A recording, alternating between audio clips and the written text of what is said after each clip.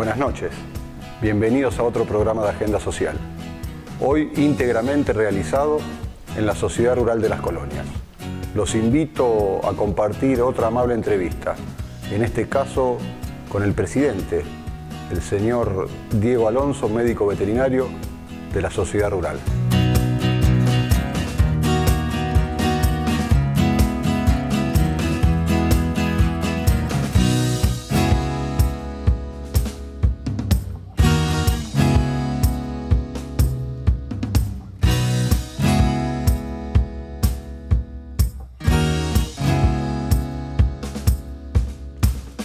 Era de interés especial del programa Agenda Social no solo tratar de reflejar, que es un signo distintivo del programa desde su inicio, la vida de las instituciones, sino también de todos sus integrantes. No solo su historia, sino fundamentalmente su actualidad, del porqué de la Sociedad Rural de las Colonias, del porqué de la necesidad de los productores agropecuarios de la época, de tantos esfuerzos que terminaron conjugando, creo que en el año 1944, en la fundación de lo que hoy está más presente que nunca en la vida agropecuaria del centro de la provincia. Sí, tal cual como vos decías, el 8 de mayo de 1944, un grupo de pioneros, un segundo grupo de pioneros, dije yo, en aquel 75 aniversario que ya pasó ya un año, pero tan rápido pasa el tiempo, que sobre todo con mucha disposición social entendían que se podía cambiar las cosas. Recordemos 1944, plena Segunda Guerra Mundial, no era la vida como se la conoce el día de hoy, caminos de tierra, la comunicación era por carta. Muchos van a reírse de, o no, quizás nunca hayan oído esto, ¿no? El traslado de las personas, de la hacienda, de los granos. De los granos, una Argentina con una potencialidad enorme de producir alimentos. Y bueno, en esto, este grupo de pioneros que, recordemos, ya existía la Sociedad Rural de Santa Fe, la Sociedad Rural de Rafaela, y muchos se miraban en esas entidades. Y ese año 1944 se funda la Rural de las Colonias, se funda la Sociedad Rural de San Justo, que somos prácticamente con meses de diferencia. Bueno, viendo que esta gente, estos fundadores, tenían un objetivo en común, primero que era el fomento de la producción agropecuaria y la divulgación técnica o la difusión de nuevas técnicas, y además aunarse en un gremio de productores donde pudieran defender su actividad. Existían cooperativas, pero bueno, siempre hubo distintas posibilidades de participar y sobre todo lo hacían con una convicción muy fuerte de que podían cambiarse las cosas. Que era un signo distintivo de la época y en este caso puntual de la agremiación de los productores agropecuarios que encontraron por primera vez en eso de tomar espejos, como vos bien decías, de la Sociedad Rural de Santa Fe, de Rafaela, tanto en San Justo como en Esperanza, la posibilidad de llevar adelante todos esos sueños y que sean comunes, intereses comunes. Exactamente. Específicamente vinculado a la producción. Que imagino que ese debe haber sido el anhelo de Pío Jacinto Guala, de Augusto Weber, de tu abuelo, Daniel Alonso Bionet. De mucha gente que veía que había que hacer cosas diferentes para cambiar la producción y cambiar el rumbo del país. Y bueno, quizás el anhelo de ellos hoy a lo mejor no se vea reflejado por muchas circunstancias, pero creo que, bueno, haciendo un poquito de comparación, en aquellos momentos con mucho menos se obtenían muchos más resultados y hoy hay que trabajar mucho más para... Las complejidades son mucho mayores, Diego. Las complejidades son mucho mayores en cuanto, sobre todo a lo gremial, el accionar gremial, y cómo nos ven. En aquel momento seguramente los productores agropecuarios eran muy bien vistos, Con el agregado, si me disculpas, de la multiplicidad de accesos a la tecnología, que significa que uno que tiene que estar permanentemente encima de aquello que se ofrece para mejorar las prestaciones de los frutos de la tierra. Tal cual, y volviendo en aquel momento, productores muy estimados y valorados porque eran los que producían la leche, el trigo para el pan de todos los días, era mucho más cercana. En cambio hoy, una visión totalmente distinta de la producción agropecuaria, como que somos hay una inundación, somos los culpables de la inundación por la desertificación, por la tala indiscriminada, cosa que no es así, no ocurre acá en la provincia de Santa Fe, ni ha ocurrido, por el cambio climático, por la contaminación, que bueno, hay montones de cosas para hablar. Entender también de que a veces esos enfoques que están vinculados a cuestiones que no están directamente establecidas con la realidad, lo único que hacen es perjudicar el producto bruto de una provincia, de una región y de una ciudad. Cuando uno manifiesta, que hemos tenido oportunidad de conversarlo en otras ocasiones, de que la unión territorial de la ruralidad y la ciudad definitivamente vino para quedarse, que es una unión verdadera, entender ese concepto que creo que ya viene de aquellos fundadores. Es así. Y no la capacidad productiva puesta al servicio de la transformación de la ciudad. No son antagónicos, son complementarios. Tal cual. Es parte de una misma cadena de la economía de la región. La producción primaria de la leche, el trigo, la soja, la carne, bueno, el consumo de esos derivados y productos directamente como se conocen, la industrialización de esos productos, la venta, la exportación, bueno, todo lo que hace, pero el productor primario es lo que genera realmente el primer eslabón de la cadena y el ingreso de la riqueza a la región. Claro, y comprenderlo cabalmente, que lejos de atacarlo, lo que hay que hacer es fomentarlo y si se puede, acompañado por los distintos poderes del Estado, para que esa producción también se le pueda agregar una industrialización, pero que quede en nuestra región. Tal cual. Creo que inclusive es un desafío para el futuro próximo. Te cuento, por ejemplo, algo que nos hace ruido en la cabeza siempre. La soja, el maíz, el trigo pagan impuestos retenciones que son impuestos nacionales, en los cuales no vuelve ni un peso a la provincia de Santa Fe.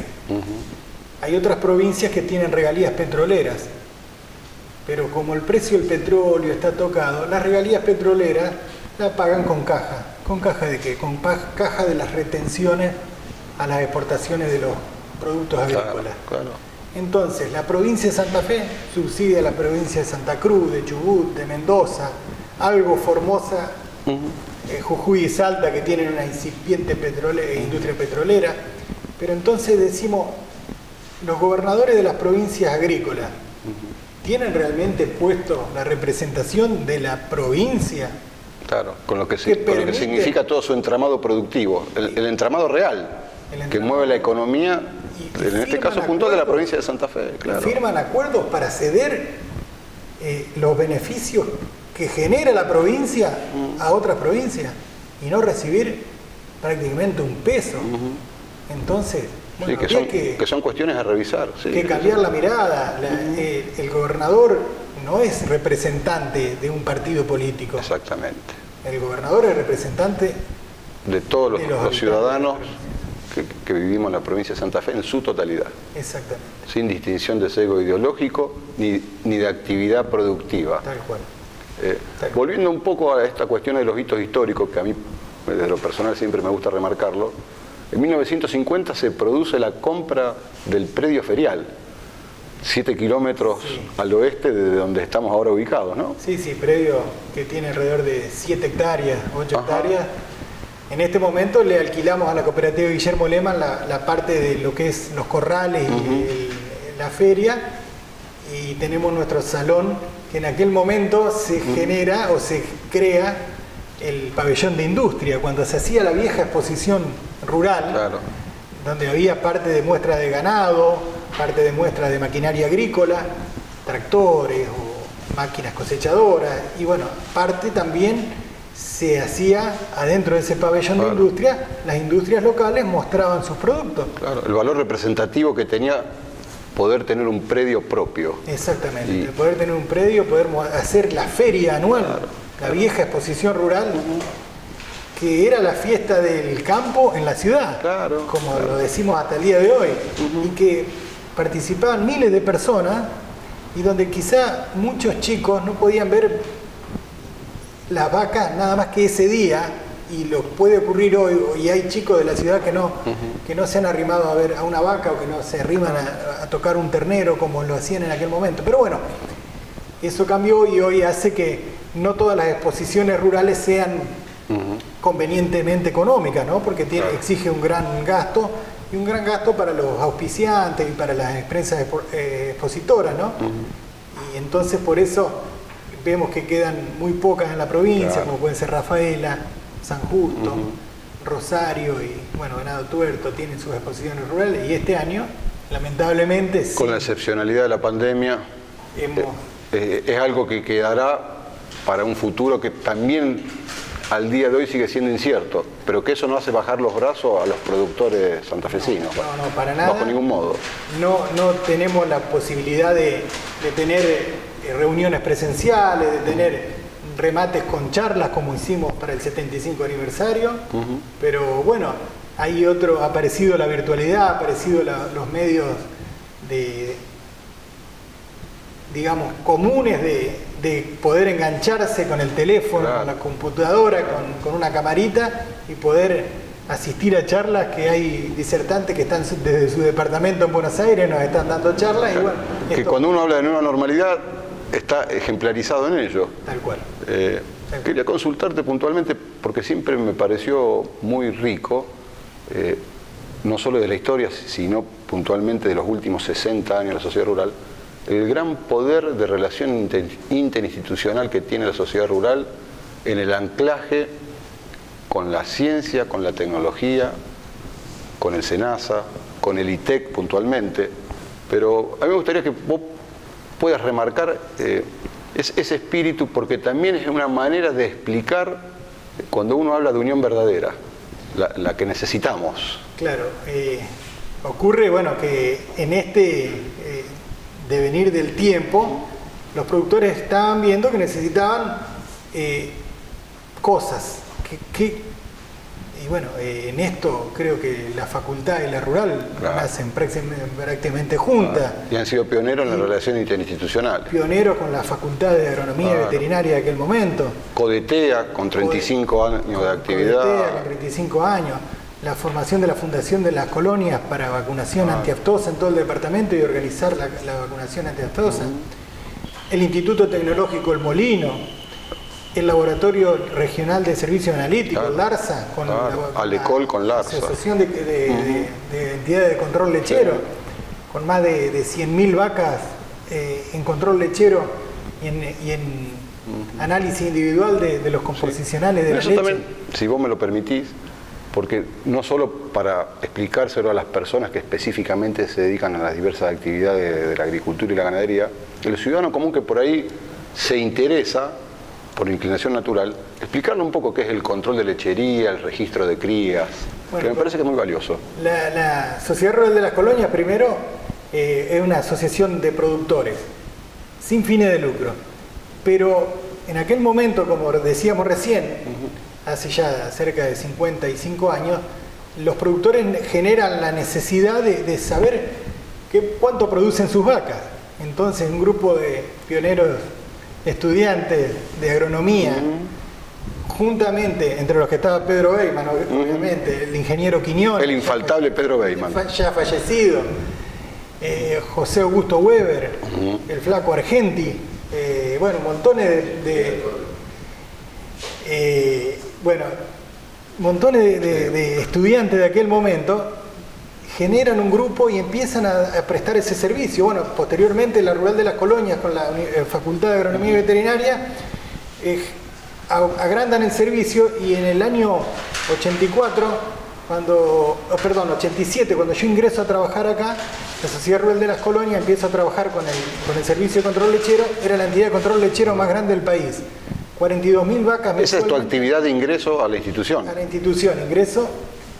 Después te voy a contar un detalle, quizá que ingresé antes, pero cuando yo ingresé en el 87, la Rural de las Colonias controlaba 42.000 vacas en ordeño en los tambos de la región central del departamento. Para entender la trascendencia que tenía ya en aquella época. En aquella época, en el año 87, donde se formaba el laboratorio de Alecol. Bueno, todo esto se organiza, se miden los litros vaca por vaca, y se trae una muestrita de leche vaca por vaca y se analiza. Bueno, eso se genera después, informe mediante el ingreso a un programa de computación, los informes de computación, la entrega a los productores, y hoy la Sociedad Rural de las Colonias vive en gran parte de ese servicio que prestan los productores, además del servicio... Que tiene varias aristas, claro, que incluye un registro, obviamente. El registro de cría, que es el registro de puro por cruza del ganado holando argentino, y la registración de los padres y madres del ganado holando argentino.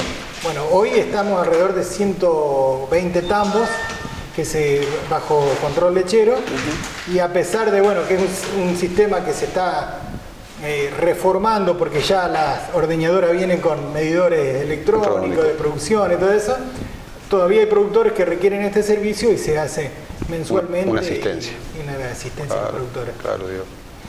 Y lo otro que te quería decir, si bien entré a trabajar en el año 87 en la Sociedad Rural como coordinador del control lechero, ya había participado de los ateneos de la Sociedad Rural de San Justo, porque yo me crié en San Justo, vine a estudiar veterinaria, pero previamente habíamos participado con muchos de los que hoy son ateneístas y comisionistas, miembros de la comisión directiva actual.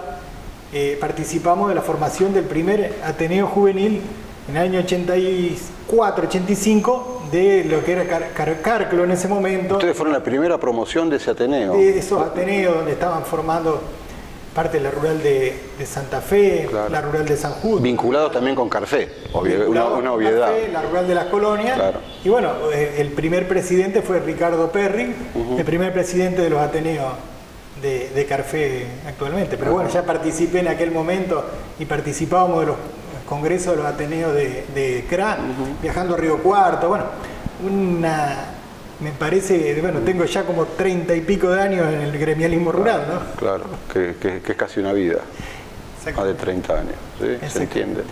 Respecto de las otras vinculaciones institucionales más traídas a este tiempo, la participación en el ITEC, la participación en el Cabildo Abierto de la Ciudad de Esperanza y ahora recientemente en el creado Comité Económico y Social. Sí, creo que...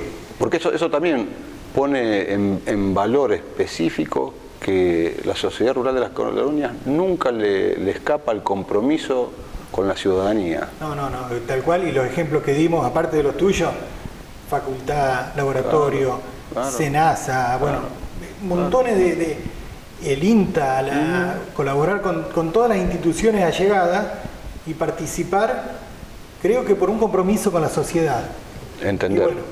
Y últimamente el Cabildo Abierto, y siempre lo digo y lo pongo en valor al Cabildo Abierto, es el nexo del Cabildo Abierto entre las instituciones que tienen, para nuestro caso, la sociedad rural, las vecinales, el Centro de Industria y Comercio, las instituciones deportivas. A llegarse o ser el Cabildo el intermediario entre estas... Claro, lograr esa integración. Lograr llegada a los distintos poderes del Estado. Un lugar donde poder conversar. Claro, que en esto de la creación del área temática específica de ruralidad, en el cual vos vas a ocupar la titularidad, está directamente vinculado a generar eso que tanto la generación de Pedro Weyman como Ricardo Perry y tantos otros que han formado parte de la comisión de la sociedad rural siempre lo destacaban. La unidad territorial existe desde antes. Sí. Lo que tenemos que hacer las personas que integramos las distintas instituciones, tener la predisposición para propiciar la unión verdadera del campo. Cuando uno dice el campo y la ciudad, no es una frase hecha. En la región en la que vivimos, no hay una cuestión sin la otra. Lograr esa sinergia que implica esfuerzos, que también implica lógicos disensos, pero siempre con la buena fe de entender que es desde la producción donde se va a dar el salto de calidad para la mejora de la vida de todas las comunidades que forman esta región, que fue bendita por la naturaleza, pero que tiene cientos de años de trabajo de tantos hombres y mujeres. Es así, y uno viajando y viendo otros países como Europa, no existe otros países de Europa, no existe esta dicotomía del campo y la ciudad, ¿no? El campo está integrado, los habitantes y la gente está integrada a la vida social de la sociedad, y los ciudadanos participan también con los productores agrícolas y ganaderos de las regiones de la vida social. Es imposible no entender una sociedad conjunta, claro, o decir, no, lo del campo no participa, claro, de la vida social de la ciudad. Todo. De hecho, que cuando se produce la fiesta de la agricultura, por ejemplo, se llena de gente, claro, y uno dice, pero ¿de dónde sale tanta gente? Y hay también, aparte de la vida de gente que vive en la ciudad, hay mucha gente que vive en el campo, y que, bueno, uno de los puntos que tenemos que tocar es cómo llegamos, claro, a esta gente y cómo, claro, le damos servicio y cómo le damos, claro, una vida de calidad tan parecida como los que tienen, claro, acá en la ciudad. Claro. Y entender que ese modelo que vos lo graficabas con la vida en alguna ciudad de Europa, acá es perfectamente realizable. Inicialmente desde la buena fe, y puntualmente entender estas dos características. La potencia transformadora de la economía la tiene el campo. Lo que el ciudadano que no participa de ese circuito beneficioso debe comprender que esa vida se debe asimilar definitivamente a la ciudad, y que eso no significa ningún contrapunto, por el contrario, va a generar aumento de potencialidades. Y creo que en eso tenemos que poner un esfuerzo extra todos. Sí, es como vos decís, y bueno, es muy interesante, y lo dijimos al principio de la nota, ¿no? Cómo se empieza a generar la riqueza desde la producción primaria. Claro. Es necesaria la carpintería, es necesaria los talleres, y cómo esta producción primaria genera múltiples empleos directos, pero tantos empleos indirectos. Y que hay que seguir fomentándolos, porque yo creo que los procesos de industrialización posterior hacen que en la ciudad se puedan generar nuevas fuentes de trabajo, y entender que eso deviene de una producción primaria, tal cual, que es indispensable. Tal cual, pero nombremos talleres, gomerías, carpintería de aluminio, carpintería de acero inoxidable, hay todo, pero un sinnúmero de actividades. Maderera, bueno, un montón de cosas, la construcción, porque tenemos casas que fueron hechas en 1850 veces, y hay que arreglarlas. Entonces la venta de materiales de construcción, sí, también va al campo, y bueno, está todo directamente vinculado. Totalmente vinculado, y es, vuelto a decir, ¿no? Y quizás seamos redundantes, pero no se puede entender una vida social si no se entiende conjuntamente entre la ruralidad y el campo, sí, y la ciudad, o viceversa, ¿no? Sí, Diego. Creo que en eso tenemos que coincidir todos, y a veces de poner inclusive hasta alguna actitud de capricho. Porque también en la vida de muchos productores y elaboradores, de alimentos sobre todo, también están vinculados a la producción primaria. Sí, sí. Lo que tendrán que hacer el esfuerzo es de agregarle a ese proceso productivo posterior industrial un valor extra, y que va a generar otras nuevas fuentes de trabajo. En esto, que también es una preocupación ya más generalizada y no tanto del sector, es de algunas situaciones de pobreza, de gente que está empezando a sentirse y a vivir situaciones de exclusión del sistema. Bien, te cuento a manera de información. Esta semana, en la reunión que tuvimos el lunes, decidimos generar y trasladarlo a Carfé la comisión de valor agregado, o de proyectos con valor agregado, que es un punto donde la producción primaria tiene que hacer mucha fuerza pero con lo más mínimo que se transforme, ya hay un pequeño o grande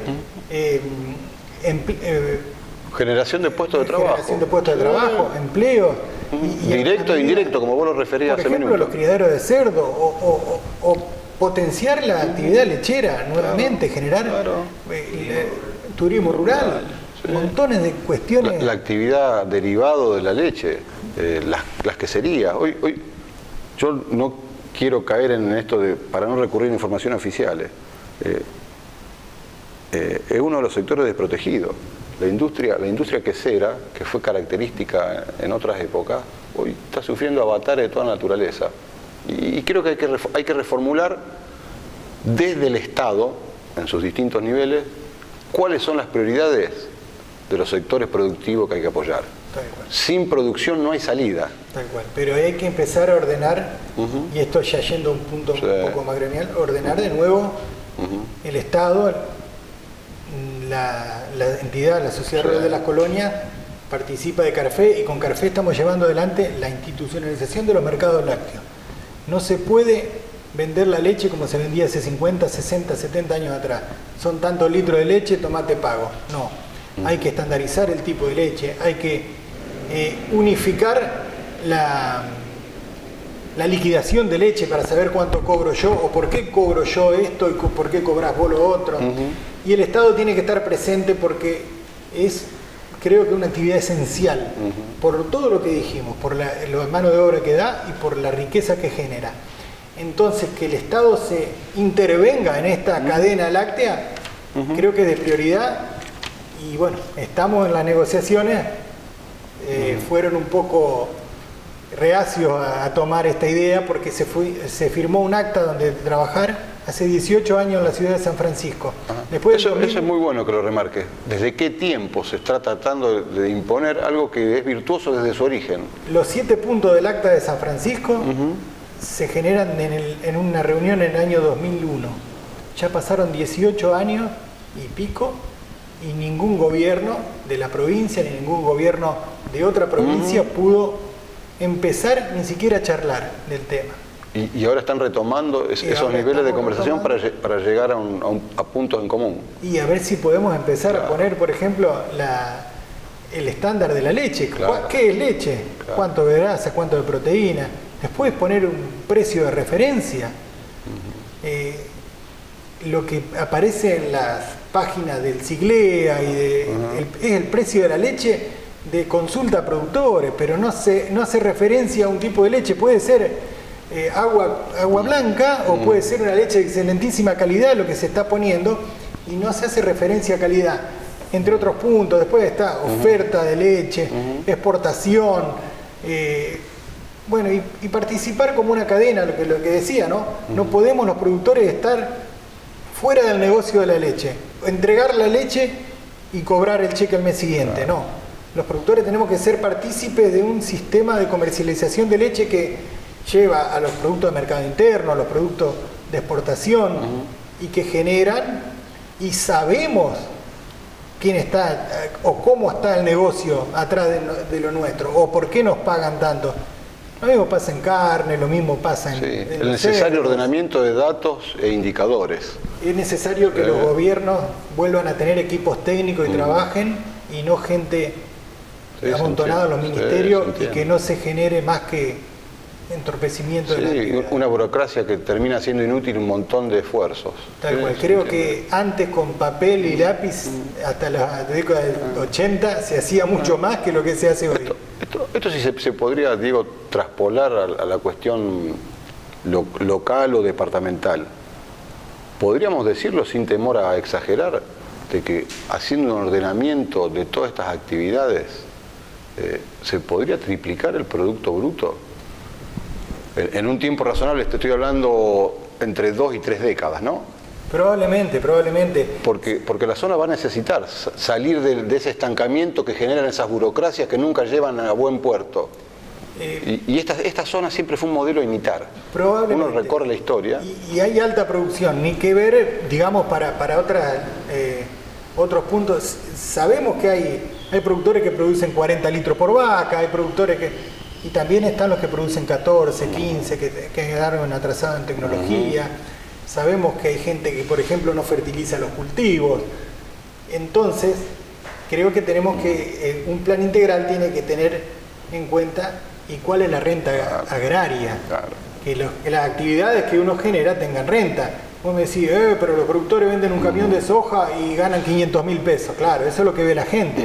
No ven la que pusieron antes. Sí. No ganan 500.000 pesos, cobran 500.000 pesos, después tienen que ir a pagar todos los gastos la cadena de impuestos, más los gastos propios de la actividad, más el personal, más los insumos de los servicios públicos.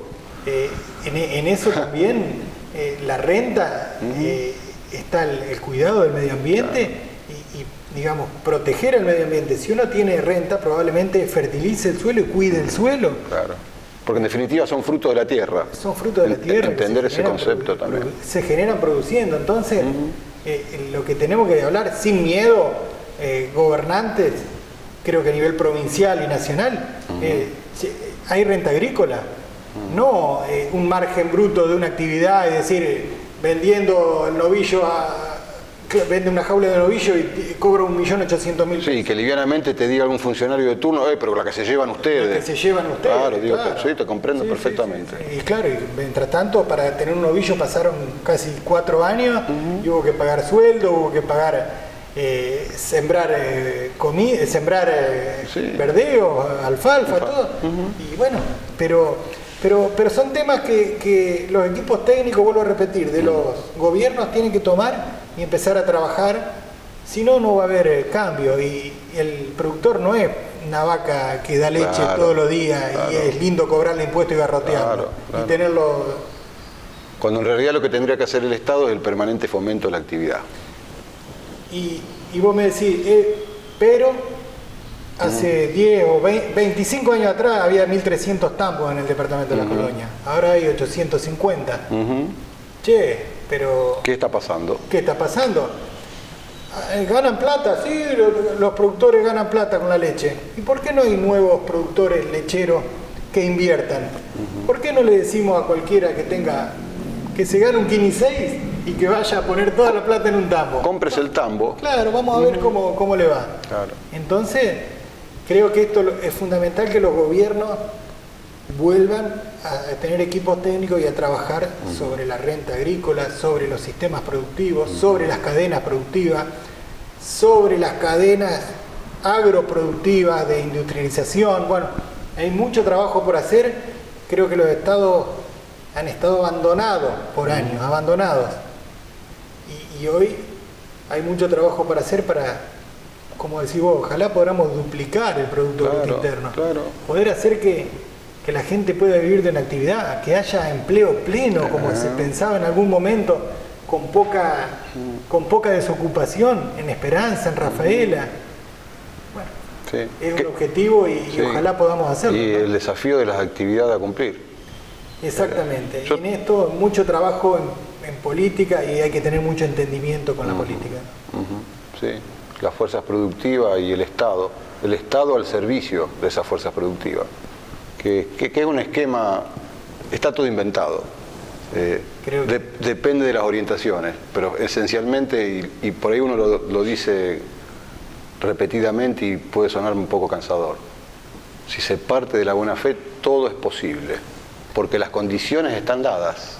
Creo que sí, y vuelvo a repetirte, no es solo cobrarle impuestos al agro, hay que primero conocerlo y después conocerlo más profundamente. Entonces podemos ver cuántos impuestos le podemos cobrar qué es lo que genera, ¿no? Entonces podemos conversar. Para que la relación sea fidedigna, lo más fidedigna y directa posible. Te agradezco muchísimo, Diego, no solo la charla de hoy, sino las charlas anteriores y fundamentalmente que me hayas recibido en la Casa de los Productores Agropecuarios de Esperanza y la región. Muchas gracias.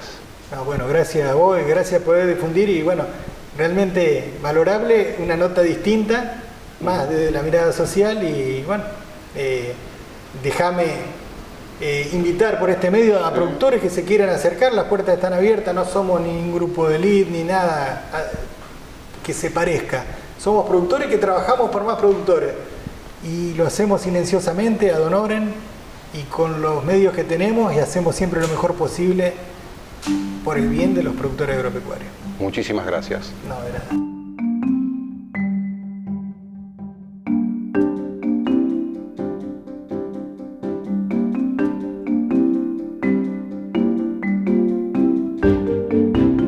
A ustedes, estimados televidentes, les agradezco que nos hayan acompañado en otro programa de Agenda Social y los invito para el próximo lunes a las 20:30 horas. Muchísimas gracias.